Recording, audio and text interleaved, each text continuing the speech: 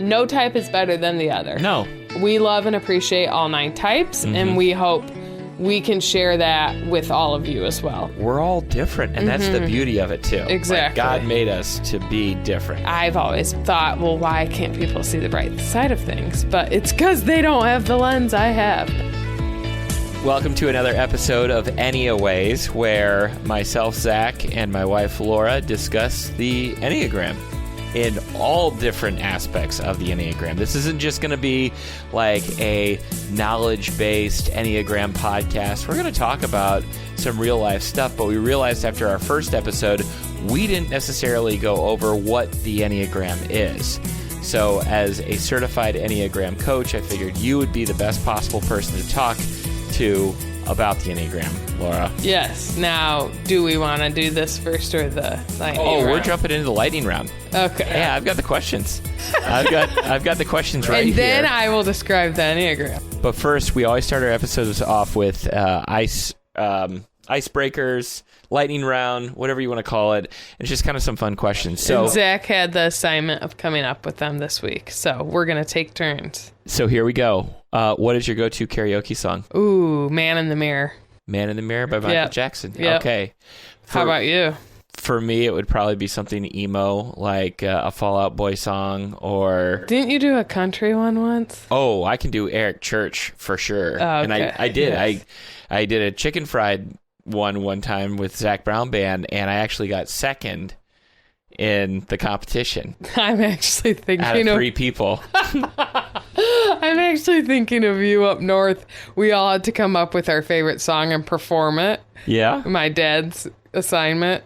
And Zach sang Love Story by Taylor I did. Swift. I could sing all of Taylor Swift's Love Story. So if you could interview any person, living or dead, who would that be? Oh, well, I think of Jesus, but Yeah? I more want to meet him. Yeah. And I will someday. But let's see. Someone other than Jesus, I would say. See, I'm just going with what comes to my mind. Yeah, first thing that jumps into your head. I think I'd have to do J.K. Rowling because I want to get to the bottom of how she came up with her story. Yeah, that's a big Harry Potter fan right there. What about you? For me, I would say, it's hard. So I think about a lot of people from the past, but I'm struggling with this one a little bit, even though I came up with it.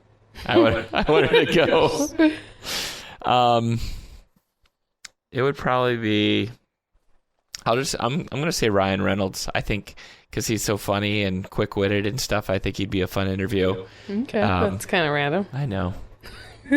Well, but that's okay. It's your answer. Yeah.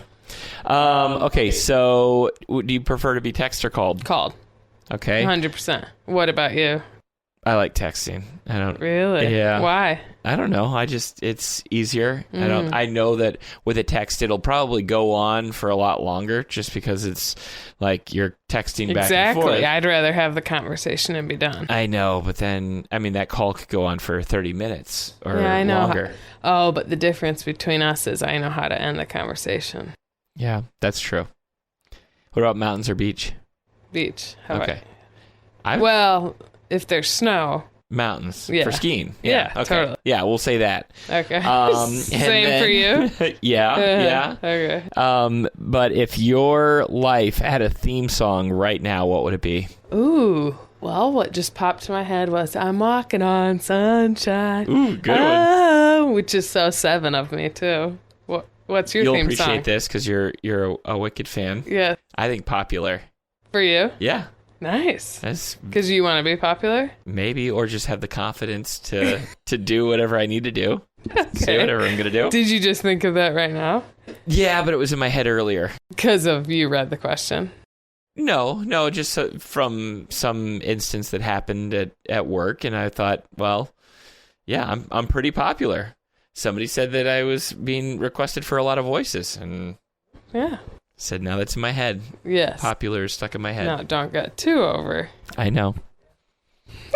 Okay. So let's jump into the Enneagram and what that looks like. What is the Enneagram? And for those who joined us in the last episode, You mentioned you're a 7. I said I'm a 9. But now let's dive a little bit deeper and just go over all the different types. Yes. So to just give you the basics, Enneagram, people have a hard time saying it. Ennea, Ennea means 9, and gram is a pointed diagram. So it's a 9-pointed diagram. So there are 9 different numbers that go pretty much like clockwise. 9 is at the top, and then it goes 1, 2, 3, 4, 5, 6, 7, 8. And then all 9 types are connected in some way. So there's like several different triangles. And so each number has a wing. Mm-hmm. So each type, you are one dominant type that you relate most to. The core motivation of each type kind of gets to the why of what you're doing. Okay. So we'll talk about briefly the core motivations of each 9 types in this episode, if we can get through them all quickly. But then you have a wing, so that's the number to the right or left. So you might want to pull up the Enneagram diagram on your phone, so you can kind of follow along with us. And then each number has its 2 resource points. So it's then what they're also connected to in their triangle, meaning what they go to in health and stress. And you can rely on those numbers to help you grow and balance out as the best version of yourself. Did we say that the Enneagram 2, it's numerically in order? So it's like 1 through 9. So a 9, like myself, is next to a 1 and an 8, the way that it looks like. Yes, that's a good point. So then his wings are either a 1 or an 8. And in the last episode we talked, he doesn't really have the 8 in him, which let's just start with the 8. Yeah. Okay, so let's explain that. So the 8 is called the challenger. The core motivation is to be strong, impactful, and not controlled by life or the world around them. And I do want to say, I learned these core motivations through my class, The Art of Growth, so I'll give them credit. Shout out. Yeah, shout out. Someone who... Zach, do you have anything to add? Someone who's strong and in control. I think of an 8 as somebody who you want in your corner. You want an 8 to be able to they have your back. They'll go to bat for what matters, especially to them too. I think. But 8s are good to have. I think in our own life we have a lot of good 8s. Yep. Yeah. And very trustworthy, very direct. So it's just like they know what they want, they follow their gut, and they also want other people to do the same. Yeah. So that's the 8 in a nutshell. Okay. So let's go to the 9. 9 is me, the peacemaker. Yes. And I identified with that one like instantly. Yes. We talked in the last episode about how I took a test online. I read through it all, and I'm like, this is me. And the peacemaker. What's your core motivation, Zach? I think my core motivation is to be peaceful. To be at peace, to be harmony. I did a recent class through a local leadership academy, and they wanted one word to describe how you are, who you are, and I put harmony because I most identify with that in all of my situations, whether it be with my friend groups, at work, at church, or wherever. I find myself seeking harmony. So I just want to feel comfortable and I want to be at peace. I don't want something disrupting that peace. It makes me feel very uncomfortable. 9s are like the most laid back type of the Enneagram, I would say. Very easygoing. They want someone else to make the decisions, which is a good thing, but also a growth edge for them to push into what their own desires and opinions are. But 9s are like the easiest for me to get along with. Yeah. I love my 9s. I mean, got you, I got my cousin, some other friends, but it's just very easygoing, always up for a good time. But I would also say, isn't the 9 the one that can feel what all the different numbers, they can put themselves into what it would feel like to be a 2 or 6? Or So sometimes 9s, when I've typed them before, think they're almost multiple numbers because they can see aspects of themselves in a lot of different ways. Okay. Yep. So it's kind of really digging deep into like your core and your motivation and what speaks to you. Like, is it being at peace or is it something else? It's definitely being at peace for me. For you. I love it. But now we're going to go on to, which is weird. Yeah, we're at a 1. We started with 8. We're going to 1. So the 1 is the improver. It used to be called the perfectionist. I like the improver better. But their core motivation is simply to be good, to have integrity, and to improve. So this is someone who typically follows the rules. It irks them if others don't follow the rule. They want to push themselves to be the best version of themselves, which also allows them to push others. Think Hermione Granger correcting Ron with his...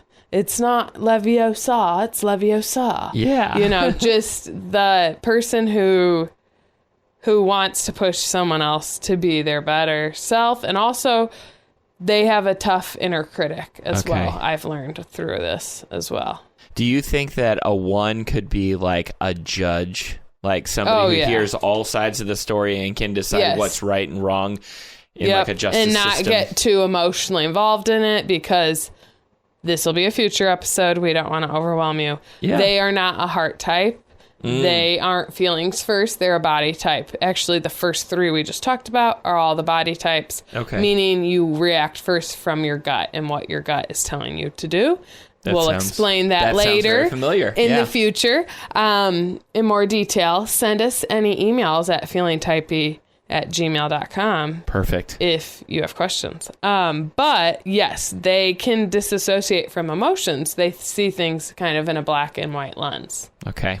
Yeah, so perfect. And then moving on to a 2, and the 2 is known as the helper. In some other circles, they might be known as the connector. And a 2's core motivation is to be available, indispensable, and emotionally connected. I think the 2's in our life, if you just say the helper, you can think of the person who you immediately would know, oh, that's a 2. They're always willing, even without asking, like without having to ask them, they're like, hey, if you need help, I'm going to be there. And you know, they're all numbers, I feel like, are a good person to have in your corner, but 2's will also be there for you to help in any way, shape, or form that they can. I actually wanted to be a 2 for a long time. You did want to be a 2. They're just like sweet, and the person who's like very empathetic, they cry with you, you know, which I do that as well. Not like, but that's why I was like, maybe I'm a 2, but I'm not, because 2's are very,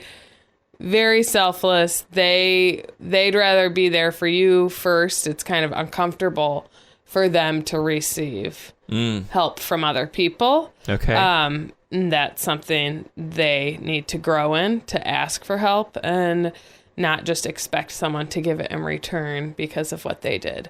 But yeah, they love helping. It's almost in a means to feeling like they're loved. Yeah. Whereas a 9, I think a 9 can help and serve, but it's to keep the peace. Yeah. It's not so that you feel loved, right? Right. You don't help people so that I'll love you. No, you help, that's not my motivation. Yeah. I want you to be at peace. I want to feel the peace. You want everyone okay around you. Yes. And if I'm reading something on your face and I'm like, I need to do something, whether it's like making dinner or, you know, going to the store. Well, even when you came in today, I was in the middle of writing like nice, heartfelt cards to some people, and he's like, "What's wrong?" I was like, "Nothing. I'm just in the zone." I felt the energy was a little off when I got into the house. Yes. But. So, okay, back to, so the 2 is the helper. And I do want to say each type, no type is better than the other. No. We love and appreciate all 9 types, and we hope we can share that with all of you as well, because there is something special each number has to offer in the world. And my goal as a coach especially is to help people realize their value and be confident in who they are and love who they are and realize their gifts. I think that's a great... Wanted to add that in. Great thing. So the 3 is the achiever. Their core motivation is to feel valuable and worthwhile. Okay. Yep. And I feel like a 3 and a 1 can look similar in certain settings because what was the 1's core motivation again? To be good, to have integrity, and to improve. Yeah, it's like that improving thing. Yes. But a 3 comes at it from a different kind of motivation because they're wanting to be valued in all aspects. Yes. A 3 more so needs the recognition. Where they want to be seen a certain way, seen as successful. Oh, okay. Yes. They also are like a social chameleon.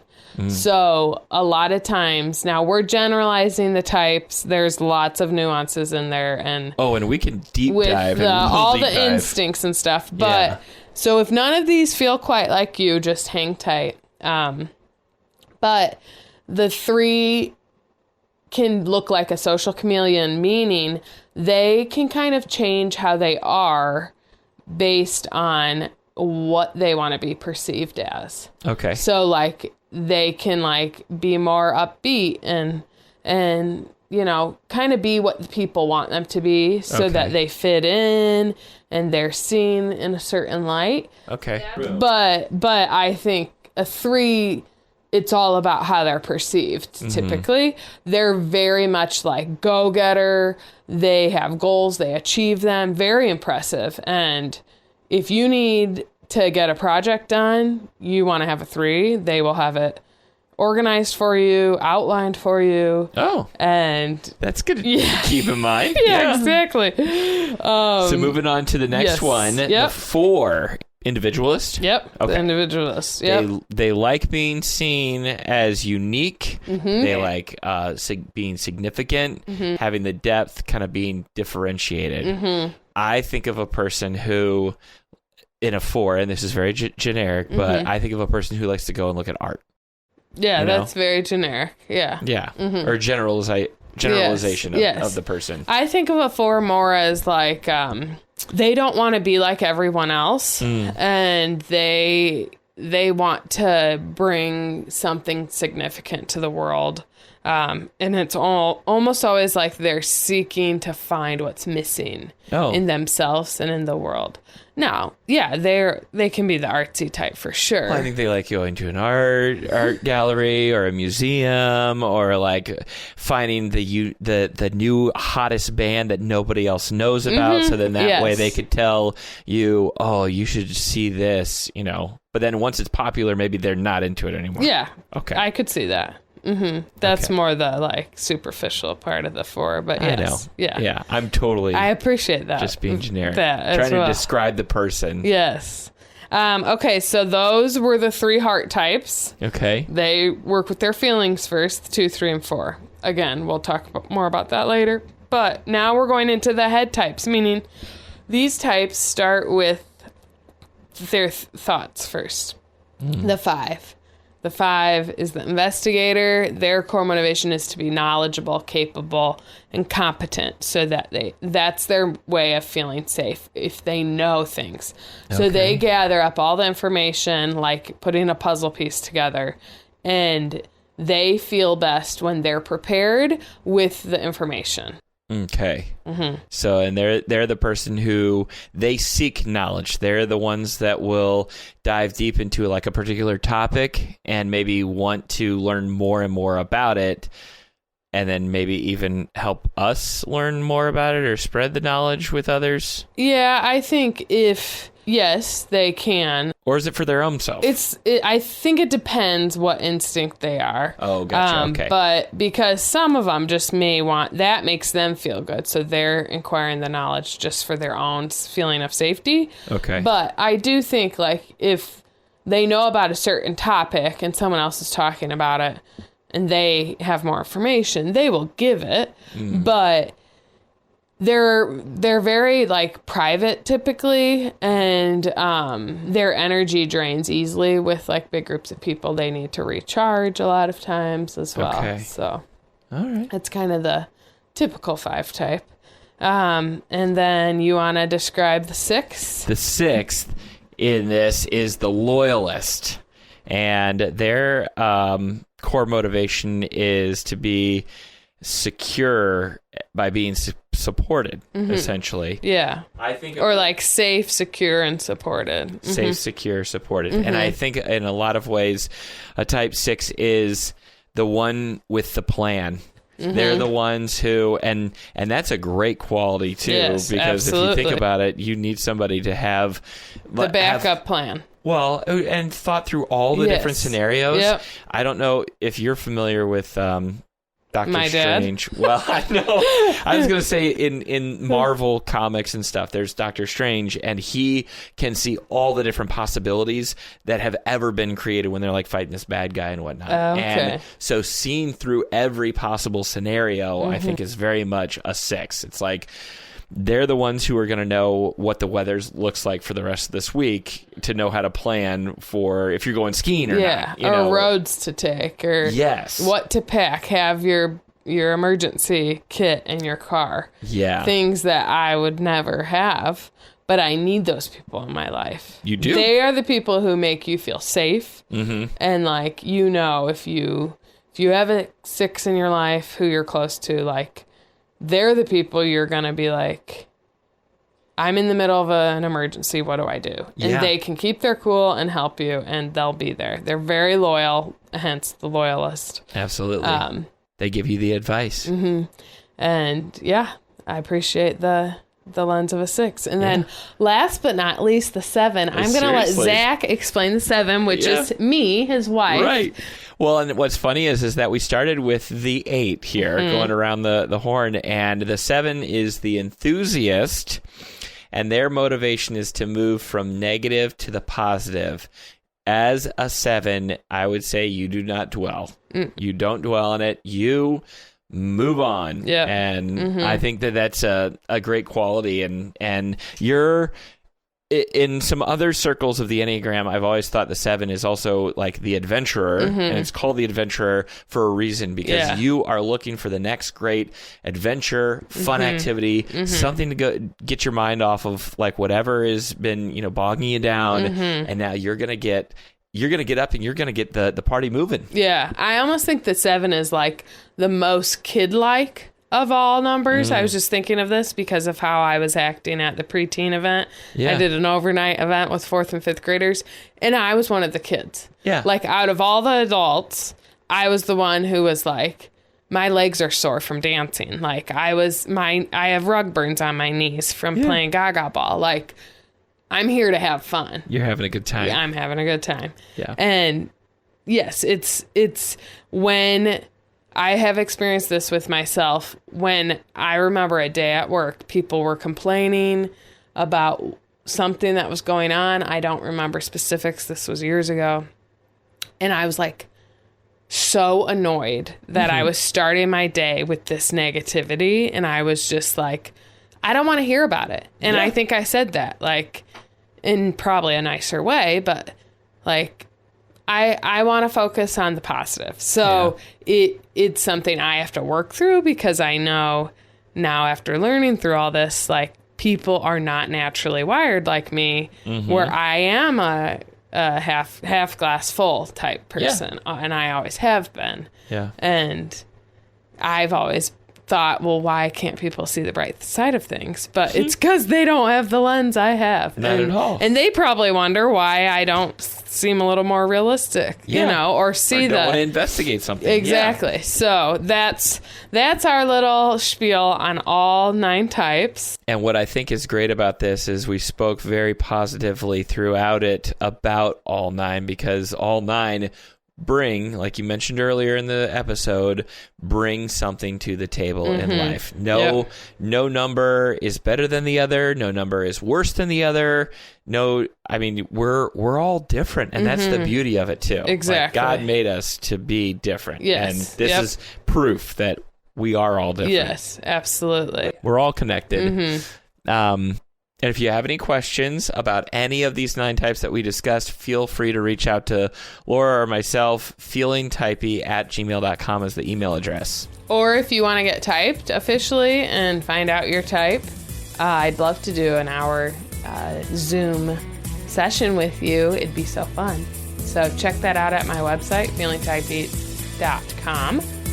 But we have loved doing this episode. Shine your light, friends. Until next time.